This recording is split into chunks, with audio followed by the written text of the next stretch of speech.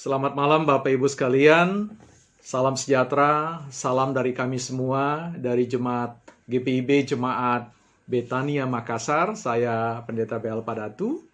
Malam hari ini kita dianugerahkan oleh Tuhan untuk membaca dan merenungkan firman-Nya yang terambil dari surat Ibrani pasal yang keempat, ayat yang ke-14 sampai dengan ayatnya yang ke-16. Mari Bapak Ibu Saudara kita satu di dalam doa, kita berdoa. Bersama kami semua yang ada dalam persekutuan malam hari ini, kami ingin membaca dan merenungkan firman-Mu, tetapi kami menyadari bahwa kecil kemampuan kami untuk mengerti, bahkan sama sekali kami tidak dapat mengerti kebenaran firman-Mu, sekalipun itu satu kata, kalau bukan Engkau sendiri yang membuka jalan pikiran kami. Karena itu Tuhan, dalam satu kerinduan kami bersama, bukalah pikiran kami Tuhan, supaya kami mengerti apa yang Engkau lepaskan dari perkataan mulut-Mu, sehingga kami boleh diperkaya, kami boleh dikuatkan selepas kami mendengarkan kebenaran firman-Mu, sebab kami percaya semua firman yang Kau lepaskan, yang Kau katakan, tidak akan pernah kembali dengan sia-sia, pasti akan mengerjakan kebenaran sesuai dengan keagungan rancangan Tuhan atas hidup kami. Di dalam nama anak-Mu Tuhan kami, Yesus Kristus, kami berdoa. Amin. Ya, senang bisa berjumpa dengan Bapak Ibu sekalian. Malam hari ini kita akan baca terlebih dahulu sebelum kita mempercakapkan kebenaran firman Tuhan ini berdasarkan tuntunan Roh Kudus. Saya akan bantu membacakannya. Tentu Bapak Ibu Saudara juga membuka Alkitab kesayangannya masing-masing. Ibrani pasal yang keempat, ayat yang ke-14 sampai dengan ayatnya yang ke-16. Di bawah judul perikop Yesus sebagai imam besar. Karena kita sekarang mempunyai imam besar agung yang telah melintasi semua langit, yaitu Yesus anak Allah, baiklah kita teguh berpegang pada pengakuan iman kita. Sebab imam besar yang kita punya bukanlah imam besar yang tidak dapat turut merasakan kelemahan-kelemahan kita. Sebaliknya sama dengan kita, ia telah dicobai, hanya tidak berbuat dosa. Sebab itu marilah kita dengan penuh keberanian menghampiri tahta kasih karunia, supaya kita menerima rahmat dan menemukan kasih karunia untuk mendapat pertolongan kita pada waktunya. Kalau kita berbicara tentang posisi dan fungsi imam dalam kehidupan peribadahan, secara khusus dari peribadahan bangsa Israel, kita mengetahui bersama bahwa posisi dan fungsi dari imam itu merupakan anugerah yang dipercayakan kepada seseorang untuk dilaksanakan sebagaimana yang didesain atau dirancangkan oleh Allah. Nah, kita tahu dalam catatan sejarah, khususnya ketika kita membaca kitab Musa, posisi imam itu dipercayakan kepada Harun dan keluarganya. Dan pada lapisan yang lain kita melihat bahwa orang-orang Lewi juga di antara mereka diangkat menjadi imam-imam, tentu dengan fungsi yang berbeda. Kalau kita pelajari terkait dengan fungsi imam, keimaman Harun dan keluarganya, yang menjadi orang yang dipercayakan untuk melaksanakan sebuah peribadahan, khususnya bagaimana mengatur tentang seluruh persembahan yang terkait dengan persembahan penghapusan dosa. Ada tata cara, ada urutan-urutan yang segala sesuatu di dalamnya diatur secara detail, secara ketat, sehingga tidak ada ruang untuk Harun dan imam-imam yang lain memberikan tafsiran terkait dengan tata cara itu. Sebab sangat jelas diatur bagaimana fungsi imam di dalam penyelenggaraan peribadatan umat Israel pada saat itu. Dan kita tahu Bapak Ibu Saudara, dalam tradisi imam dari kelompok Yahudi atau suku Yahudi, suku Lewi maksud saya, kita mengenal bagaimana mereka menjadi semacam support system, pendukung dalam konteks peribadatan, dalam hal mengerjakan tentang menafsirkan perkataan-perkataan Allah.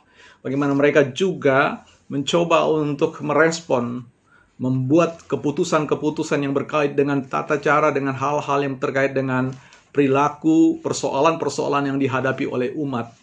Sehingga kita melihat bahwa baik Harun maupun imam-imam ya, dari suku Lewi itu dengan tugas dan posisinya masing-masing melakukan apa yang dikehendaki oleh Allah. Tapi sekaligus bahwa kita mendapatkan suatu catatan bahwa di dalam sejarah keimaman mereka ya ada kecacatan, ada bentuk ketidaksetiaan yang ditunjukkan yang dilakukan oleh Imam Harun. Ya, tentu ketika kita tahu bagaimana ia oleh karena tekanan bangsa Israel, ia akhirnya membelokkan, ya, ia membiaskan kesetiaannya untuk mengikuti kehendak umat, untuk membuat lembu, satu sapi emas yang disembah oleh bangsa Israel dan kemudian mendatangkan murka Allah baginya. Nah, kita tahu bahwa fungsi dan peran, ya, posisi dan fungsi dari imam dalam tradisi peribadatan Yahudi, peribadatan bangsa Israel, ya, mengalami ya, ketidaksetiaan, kecacatan dalam konteks pelaksanaan tugas. Nah, persoalannya adalah posisi dan fungsi imam itu di dalam tradisi mereka, sekalipun itu kita membacanya, sekalipun cerita tentang bagaimana kesetiaan mereka itu dituliskan, dicatatkan, tidak banyak orang yang kemudian mengambil posisi untuk mengkritisi, bahkan mempersoalkan ketidaksetiaan itu. Bahkan mencoba untuk mengorek semua bagaimana para imam-imam itu melakukan tugas dan tanggung jawabnya. Seolah-olah bahwa kisah mereka yang ditulis di dalam Alkitab itu ya mengalir begitu saja. Menjadi sebuah fakta atau data yang kemudian direspon secara dingin. Ya, oh iya, bahwa Harun dan para imam-imam Lewi dan yang lainnya ya, memang pernah melakukan, pernah dipercaya, tetapi kemudian pernah juga ya digantikan oleh karena ketidaksetiaan mereka. Nah, tapi bagaimana dengan imam yang kita bicarakan malam hari ini? Imam yang disebut dalam perjanjian, dalam surat Ibrani pasal yang keempat ayat yang ke-14 sampai 16 ini adalah imam yang tidak sama dengan imam yang ada di dalam perjanjian lama. Imam yang sekarang adalah imam yang kontroversial. Adalah imam yang selalu menjadi subjek, bahkan menjadi objek perbincangan atau pembicaraan, perdebatan dengan segala sesuatu yang melingkupi hidupnya. Ya. Karena itu, kita berada pada satu angin rupa-rupa informasi, rupa-rupa pengajaran yang kalau kita tidak berhati-hati, kalau kita tidak bersikap secara kritis dan bahkan dengan penuh keyakinan iman, maka konstruksi atau bangunan kepercayaan kita kepada sosok ini akan mudah patah. Hal ini disadari benar oleh penulis Injil Lukas di dalam Lukas pasal yang pertama ayat yang ketiga.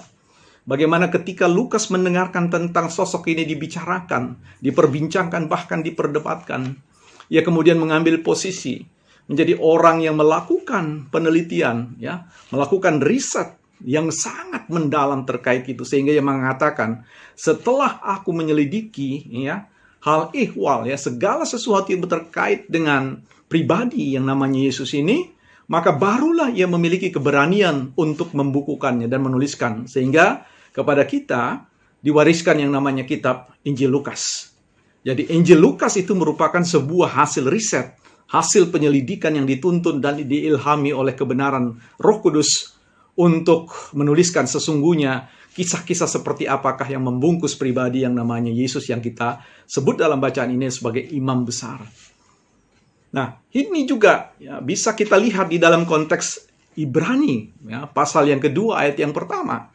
Saya bisa bacakan di sini, Bapak Ibu Saudara. Di sini dikatakan, karena itu harus lebih teliti kita memperhatikan apa yang telah kita dengar, supaya kita jangan jatuh, jangan hanyut di bawah arus. Ya, sekali lagi ketika kita mempercakapkan tentang pribadi Yesus ini, kita ada pada sebuah aliran arus yang sangat deras, yang sangat kuat, yang dapat membengkokkan ya keyakinan-keyakinan kita yang tidak kita pelihara dengan baik. Ya. Sebab kepribadian ini sekali lagi adalah pribadi Yesus ini adalah pribadi atau sosok yang sangat kontroversial yang membuat dunia ya dalam tanda kutip berdarah. Ya. Yang membuat dunia ini saling memperdebatkan satu dengan yang lain. Nah, karena itu Bapak Ibu sekalian, ketika kita ingin memahami tentang posisi dan peran atau fungsi dari imam besar ini, maka sesungguhnya kita masuk pada wilayah yang tidak akan mampu dijangkau oleh pikiran kita.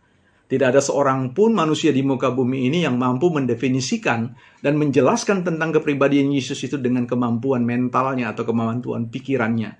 Sekalipun banyak hal, informasi yang ada, yang dapat kita gunakan untuk menjelaskan tentang posisi ini. Tetapi sekali lagi, jikalau bukan Roh Kudus yang memungkinkan seseorang untuk mengerti tentang pribadi ini, maka tidak ada satu orang pun yang dapat memahaminya. Karena itu iman terhadap tentang keberadaan atau posisi Yesus itu selalu merupakan hasil dari karunia Allah, atau kita sebut sebagai kasih karunia.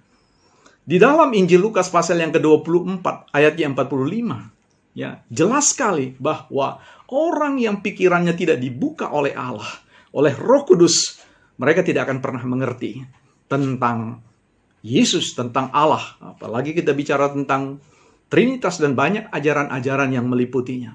Kalau bukan Roh Kudus sendiri itu yang mengambil posisi sebagai mentor, sebagai guru, sebagai pribadi yang tidak kelihatan, yang mengajarkan kita tentang siapa sesungguhnya pribadi yang kita sebut sebagai imam besar itu.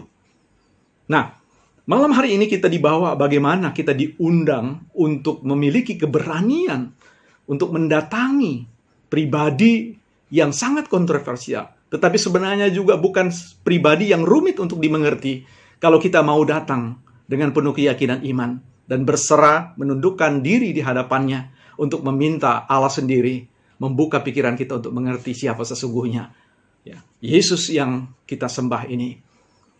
Bapak Ibu yang dikasih oleh Tuhan, malam hari ini kita diundang bersama untuk datang di hadapannya, untuk mengatakan, Tuhan, dalam ketidakmampuan kami mengerti, buka hati dan pikiran kami, supaya kami dapat mengerti tentang dirimu, tentang kasih-mu, tentang rencanamu yang begitu besar, yang begitu agung dalam hidup ini. Ya. Dan kita berusaha untuk mengerti bagaimana Yesus yang kita sembah ini adalah pribadi yang bukan saja tidak mengerti, ya, adalah pribadi maksud saya, adalah pribadi yang mengerti bagaimana suka duka yang kita alami, seluruh perkara kehidupan kita. Ya, ia rasakan, ia sendiri telah menjelma menjadi manusia yang mengerti tentang ABC-nya kehidupan manusia itu. Sehingga ia berani mengatakan kepada kita, ia menawarkan barang siapa yang letih, yang mengalami kehancuran yang luar biasa dalam kehidupan ini, ada undangan. Mari semua kamu yang letih lesu dan berbeban berat. Ya, Allah akan memikul masalah kita. Allah akan menyelesaikan masalah kita. Ia akan memberikan kekuatan kita untuk mampu, ya, menjalani kehidupan ini. Dan kita percaya Allah telah menjanjikan bahwa barang siapa yang tinggal di dalam dirinya, barang siapa yang menghadirkan firman dalam dirinya, ia akan menjadi pribadi-pribadi yang tangguh. Pribadi-pribadi yang mungkin, yang pastinya, ya, sekalipun masalah itu tidak dapat ia hindari dalam hidupnya, tetapi ada satu kepastian yang jelas bahwa firman itu memberikan kekuatan kepada setiap orang yang mengundang kehadiran Allah yang sudah ada dalam dirinya. Ia kini adalah imam besar yang tidak memimpin umatnya dalam sebuah peribadahan agamawi, yang tidak memimpin jalannya ibadah, yang sungguh-sungguh mengandalkan praktek-praktek institusi atau kelembagaan. Tetapi ia menjadi imam di dalam baitnya sendiri, yaitu umat manusia. Ia berdiam dalam diri kita, dalam wujud Roh Kudus yang menuntun dan mengilhami kita untuk cakap, ya, melakukan pekerjaan-pekerjaan, yang menyampaikan kabar baik bagi siapapun yang membutuhkan. Dunia ini membutuhkan Bapak Ibu Saudara dengan saya. Imam besar itu telah menuntun, telah hadir dalam diri kita. Ia tidak meminta persembahan dari kita. Ia tidak pernah mengecam kita oleh karena, ya, segala sesuatu yang kita lakukan. Tetapi justru dengan kasihnya yang luar biasa besar, ia menawarkan selalu pengampunan.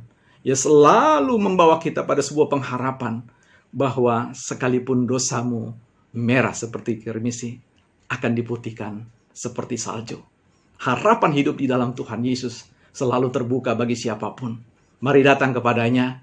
Saya yakin dan percaya Allah yang luar biasa itu akan membuat kehidupan Bapak Ibu Saudara diperbaharui dengan luar biasa oleh karena kebenaran firman Tuhan yang tidak akan pernah salah, yang tidak akan pernah tidak setia membimbing Bapak, Ibu, dan saya untuk menjalani kehidupan ini dengan suatu penuh keyakinan bahwa masa depan yang baik, masa depan yang cerah ada di dalam kehidupan kita sekarang ini.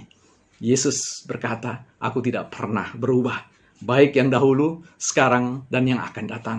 Kesetiaan Tuhan yang pasti menjaminkan kepada kita bahwa barang siapa yang datang dengan keyakinan kepadanya, Ia akan menganugerahkan banyak hal sehingga kita menjadi pribadi-pribadi yang mudah mengerti tentang siapa sesungguhnya Allah yang kita sembah di dalam nama Tuhan Yesus dan Roh-Nya yang kudus. Allah memberkati Bapak Ibu. Semoga tayangan ini menjadi berkat bagi Bapak Ibu sekalian. Percayalah bahwa Ia akan berbicara kepada Bapak Ibu Saudara dalam rupa-rupa perjumpaan-perjumpaan. Kali pertama, kali kedua, kali ke-100, kali ke-1000, dan setiap kali ketika Anda mengundang, Ia sedia untuk hadir dan mencerahkan kehidupan Bapak Ibu sekalian. Tuhan Yesus memberkati. Nah, Bapak Ibu Saudara, mari kita satu di dalam doa. Kami bersyukur Bapak malam hari ini Engkau boleh berbicara kepada kami. Kami yakin dan percaya Tuhan bahwa kebenaran firman-Mu yang Engkau lepaskan tidak akan pernah kembali dengan sia-sia. Ada karya rohani, ada karya spiritual yang Engkau hadirkan bagi kami semua, siapapun yang mendengar. Kami percaya bahwa firman-Mu adalah untuk semua, bagi semua, untuk sebuah pemenuhan rancangan damai dan sejahtera. Kami berdoa siapapun yang malam hari ini Tuhan membutuhkan akan campur tangan-Mu. Kiranya Tuhan dengan kuat kuasa-Mu, Engkau membuat perbedaan pada diri pribadi ini, sehingga ia tahu bahwa Allah berbicara melalui firman ini, melalui tayangan ini, melalui setiap perjumpaan yang Kau karyakan, yang Kau karuniakan kepada kami semua. Terima kasih Bapak buat kami semua bisa tidur nyenyak, buat kami bisa menjalani kehidupan ini dengan penuh keyakinan bahwa kami sedang mengimani imam yang tidak akan pernah salah, yang tidak bisa salah, yang selalu menjamin kehidupan kami, bukan karena perbuatan yang kami lakukan, tetapi semata-mata karena besarnya kasih-Mu. Terima kasih Bapa di surga. Inilah doa kami, di dalam nama Tuhan Yesus kami berdoa dan mengucap syukur. Amin. Terima kasih Bapak Ibu Saudara. Tuhan Yesus memberkati Bapak Ibu dan keluarga. Sampai jumpa di kesempatan lain.